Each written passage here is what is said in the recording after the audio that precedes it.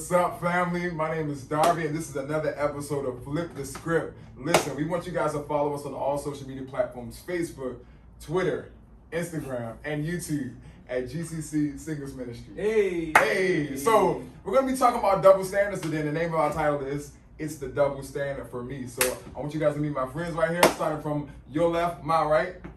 Hey, I'm Katrina.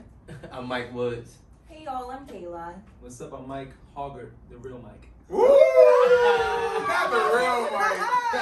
It's the real Mike for me. It's the real Mike for me. But listen, family, we're going to be talking about double standards in the perimeters of like relationships, whether it's like intimate relationships or like just friendships. So we're going to start this off by just asking a couple of our friends, what is your definition of a double standard? Let's go with Kayla first. Alright, so to me, I think a double standard is holding someone to an expectation that you're not holding for yourself. Okay. Mike? That was so well spoken. Facts. Okay.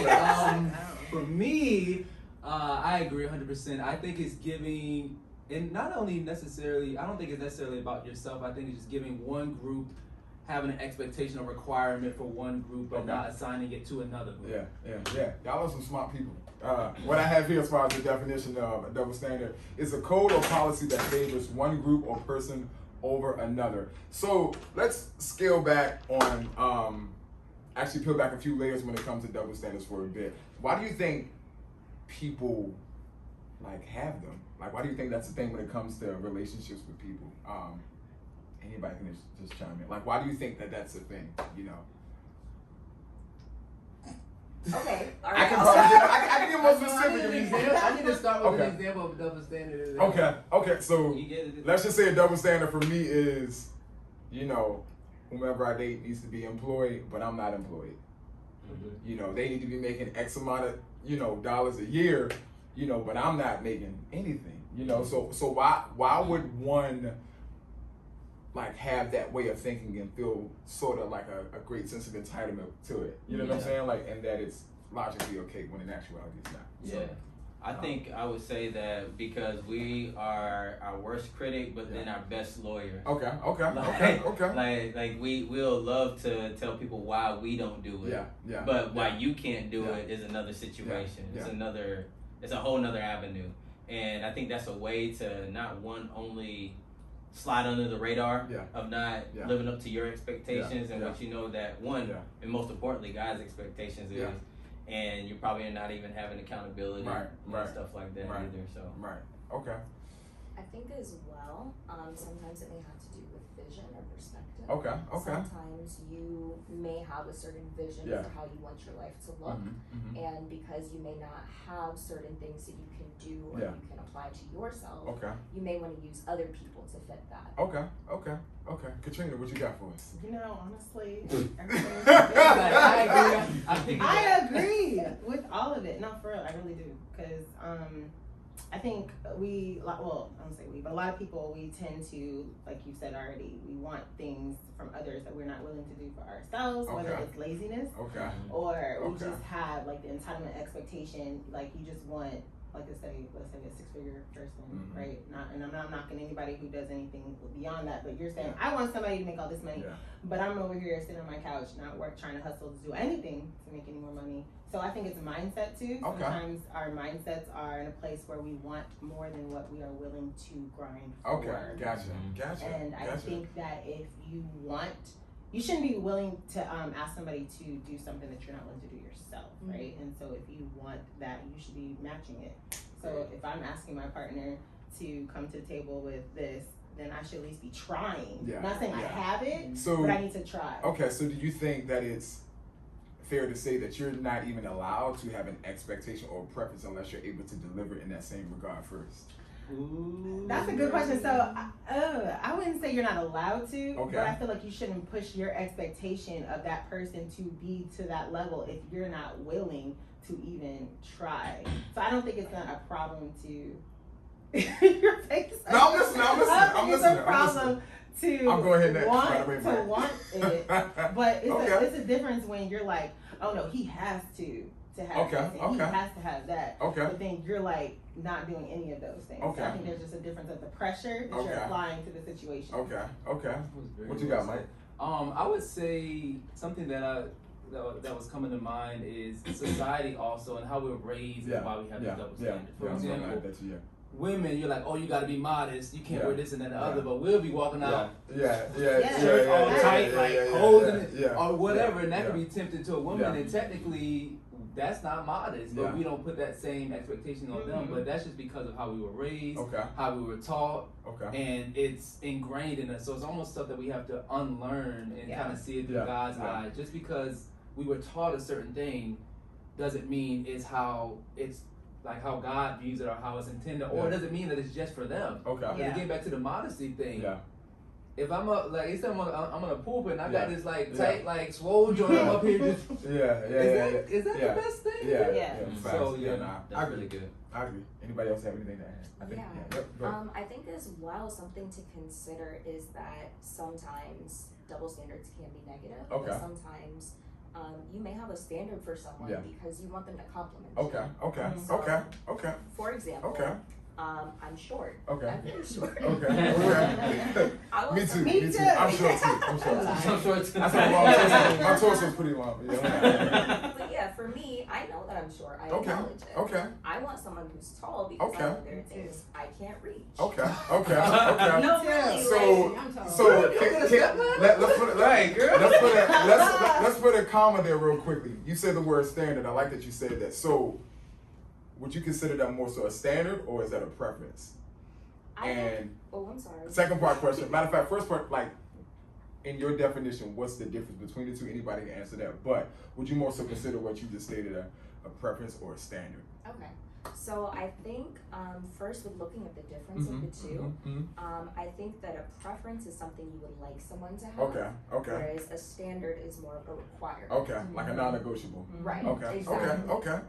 And I think the biggest thing with that is that when you're looking at standards, that's something that either I need to be able to match or something that I'm able to acknowledge I either don't have or that I'm willing to gain. That was good. That was good. Thank you. What you got for us, Mike? So between the two, when it comes to standard and preference and non-negotiable. So I definitely agree with that. It's something that I should be able to obtain and know that I need to achieve. And with something I would like. So something like faith, right? There's no non-negotiable with that. Preference, whether she's short or taller than me, that's a preference where it's going to probably highly go into it, but it's not going to be a non-negotiable. Right? Yes, that's what I would think. I agree. I agree as well. What you got for us, Katrina? She disagrees. I'm on the short ministry like my sis Kayla, so my preference is somebody taller than me. I don't want you to be like personally. I'm not knocking short. Then who did we have? Look, he asked me my preference. That's a preference. The standard is you gotta be a man of faith, right? You gotta love the Lord. You gotta have a relationship. So that's the standard. So I have that same standard. Do you think double standards generally occur more within the perimeters of a standard or a preference? I got an answer for that, but between the two, when you are looking at relationships, whether it's like with your friends or your peers or just stories that you hear, do you think the double standards more so exist between things that we consider to be standards or things that we consider to be preferences? I think double standards are preferences that become standards. That's good. Okay. Play on word, y'all poets out here. Okay. So I'm gonna give you an example. So let's just say when it comes to, like you said, faith, that's like for me. It's for me. Listen,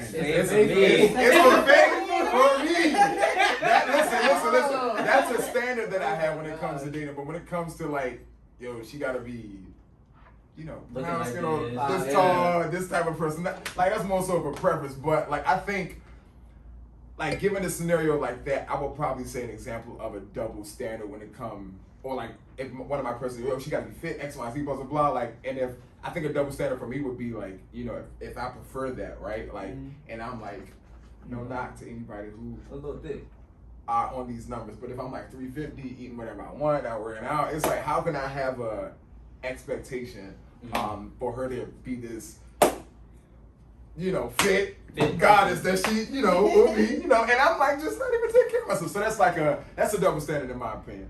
So what are some other examples of double standards, like when it comes to preferences that you guys have seen or heard of that are really prominent, if you will, amongst our generation? I would say even kind of what Mike was hinting at too, with like modesty. Okay. Like how they dress, right? Okay. I'm like, or who you hang around. Yeah. I have a lot of female friends, and I have a lot of guy friends. Yeah. But growing up, so many times, I ain't gonna date that girl. She got a lot of guy friends. That ain't cool. But then it's like, but you got all the female friends, right? But those are just my friends. And to be honest, I can agree with that. I can agree with you both, because I would say that's a double standard, and I have a lot of female friends, so I get it. I get it. I've heard that too many times. Too many, right? Where it's unfortunate. It's a judgment. Yeah. Because you have a lot of male friends. I don't think it's a judgment. I think it's more so because us being men, we know how we operate when it comes to women relationally. You know what I'm saying? And he's skating around his men of the world. And I think, with us being privy to that degree of revelation when it comes to the male species, like, we know that in your eyes you may think, oh, that's my friend, but when I I know, like, you like, no, he kind of like you a little bit. He be your friend for 7 whole years, like, nah, like, nah. Well, I have a very interesting story like that, except it was flipped. So I was talking to someone, and I had a female friend, and my girlfriend at the time was like she likes you, like I don't like her around you. I'm like, what are you talking about? She talks to my friend, like it ain't like that. Yeah. She had to have her sister call me to explain, like, look, like I see you're because sometimes we're naive or we're just not thinking.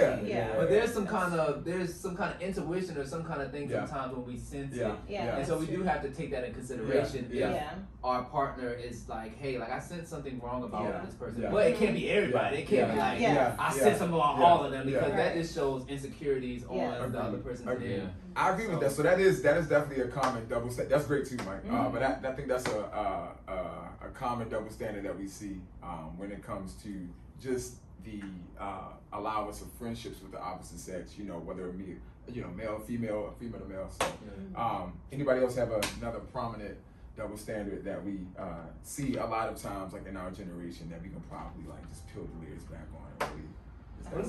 What about career? Like it's. And I'm trying to think of it if it's bad. Like generally, it's ain't gonna change it now, but generally, men were looked at to be the provider, to go out and work and to accomplish and to do all this other stuff. And now stuff is changing to where obviously women are in the workforce and they're grinding and killing it. But are women expected to have to grind and contribute that way and be career focused, or no? Right. That's a great question. That's good. Yeah. And I think vice versa. Are we accepting of men who are choosing to stay in the household? Like house mothers or house husbands? That was good. What you got for us, Mike? Got anything to add on top of that? Man, y'all, I think y'all really hit at some good key things where those double standards can be at. And for me, I used to be at the moment where it was like, nah, she has to be grinding. But now I'm at the place where I have to do some searching with the Lord, where I'm like, okay, what does understanding really means to me? What is grace and what is mercy? What is compassion?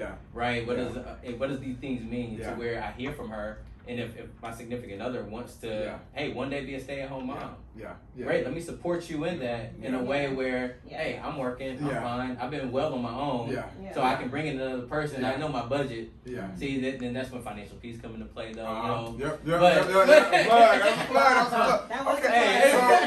look out for that video. Listen, those are some great examples, right? So I'm about to just throw a curveball in here really quickly. So what are some internal double standards that we see sometimes amongst us relationally, you know what I'm saying, or just within our generation? So we talked about, when it comes to career, we talked about when it comes to, physical preference, like, but what are some internal character-like double standards that we may have experienced or, grown through or gone through or heard about, like that we can probably put the layers back on a little bit? I think healing is a really big one. Okay. That's a good facts. Okay. So healing is one. Okay. Yeah. Tell us more about that. Okay, so I think oftentimes if there is something that we're unhealed from, we may search for someone to fulfill what it is that we feel empty about, or we expect for someone to do the healing for us. That's good. That's good. Yeah, that's and good. realistically, like that has to be something that you embark on with God. Yes, you have facts. to be healed before you bring somebody else into a relationship. So good. Yes, Kayla, I love you. It's so good. What about you, Katrina? No, you already yesing, so you must got some revelation. It's been healing for me. That's so true though. We talked about this kind of in one of our other videos. That we sometimes go to relationships to heal instead of letting God heal us. And you want that person to be kind of like your savior of whatever it is you're going to. I completely agree with that. And it's funny because you would never thought that at being a double standard or something that your mind goes to that place. I like the fact that you brought that up because it is a fact. And a lot of times we don't focus on our inner selves. We just want to jump into relationships and where we really need to be taking the time during our single time to work on us so that we can be a whole person, because we always hear that topic of being a whole person. So I don't even add anything extra. I love what you said. So what's one more, and then we'll move on. What's one more internal double standard? I would say something like what I watch on TV or what I listen on the radio. Okay. So for me, I'm like, oh man, they listening to all this rap and cursing and stuff. Oh my gosh! But then when J. Cole come out with an album, because I'm from Fayetteville, I'm like. I mean, it ain't every day. You're from the hometown, you know what I'm saying? So it's different. It's not every day, and it's like, man, Mike, you gotta keep that same standard, because I'm like, oh no, that shows you how they are, but then, so does that show how you are? And it's like, no, it's not. So it's like, man, why do people put that on other people? Because I've seen that, whether it's other people in the church, and I know I've dealt with that where I'm like, hey, I wrestle with that myself with God, where I'm like, Lord, help me not to see that person like that. Help me see them how you see them. Exactly. So I don't put that standard on. That's good stuff. Got a question for you all. Would you say that double standards are a way for people to selfishly have their cake and eat it too, or do you think sometimes it's innocent? So do you think that people who have double standards are literally selfishly having their cake, wanting their cake and eat it too, or do you think it's more so a thing of like they don't know that it is a double standard? I feel like when you've been doing something for so long or trained a certain way, it's just who you are at the moment. So I don't think I mean, some of it could probably be intentional, but I don't think most of it is like manipulative or intentional or just trying to take advantage of something. I think here's the thing, once you become aware of it, your friends or somebody calls it out, then you're aware of it, and when you don't change, it's like, oh, all right, now you're held accountable for this. But a lot of it, I think, is just not being aware and not checking in with stuff, or not having other people around you to check you and be like, yo, like, that ain't cool. Anybody got anything else to add? I actually feel the opposite. I feel the opposite as well. I feel the opposite as well. I feel like there's a lot of intentionality of people not wanting to meet what they're asking for. And like I said, okay, go. Or it's a case of them just being spoiled. Like, this is what I deserve. I ought to have this. You know, it's a great sense of entitlement, and I don't think that comes from a sense of them not being aware. I think it more so comes from them, for whatever reason, feeling like they deserve this stellar piece of man who makes $250 a year. Like, it's just, I don't know, looks like whoever, but I think I would agree with her. I think it oftentimes comes across as a thing of entitlement. I think most people become callous. And so they may not know that they're doing it. Maybe that's what he meant. But but my thing is, before you profess the thing out your mouth, like, yo, I desire this person to have this look like that, like there's something internally within you like that will click and say, well, I don't have that. Right. You know what I'm saying? Well, I don't do that. Well, I don't. But he got to go to the gym. But then it's like, you not going to the gym. But I don't. It is like, dude. I mean, everybody think like that. People don't give people who got credit. People who ain't thinking like that. People who got double standards. I came across some folks who unfortunately think like that. Yeah. You know, like, I want you to have 6-pack or whatever, but wait, I ain't got one. No, they just so I think sometimes they're so focused on like what they see and what they want. They're not looking at self. Deficiency. I just see that. Hey, I see that on TV. I like that. I'm consuming that. Okay. And I'm not. Again, it's about sometimes you gotta sit and actually reflect. I don't self-reflect enough. Like I'm just learning to do that. I don't be thinking how I be feeling about I feel this way. No, I had to learn how to do that. My friends had to. Ken, a friend of mine, you had to sit there and say, Mike, all right, so how do you feel? I don't know how I feel. So some of us just aren't that in tune. And we need to be. That don't mean we can't get it. So we're just focused on, hey, that look good to the eye. I want that. Gotcha. I think that's a good takeaway though too, right, from this video, that we should be more self-reflective. And everything that we're asking for and what we're doing, really be self-reflective. I agree. That's I agree. The huge takeaway. That's a huge takeaway. I agree. Huge takeaway, like Katrina said, be more self-reflective. Yeah, it have to. On what you want, what your desires are, what you expect, what you look for, and just make sure that you have what you expect first. You know what I'm saying? Or moving towards it. Or moving towards it at least. Right. You know what I'm saying? You don't have to have it, but at least trying. At least trying to. Yeah. So guys, this wraps up part 1 of It's the Double Standard for Me. Listen, part 2. Stay tuned. Thank our panelists again. Give them a round of applause. Give some great feedback and some input. You guys are amazing. We will see y'all for part 2. Let's go.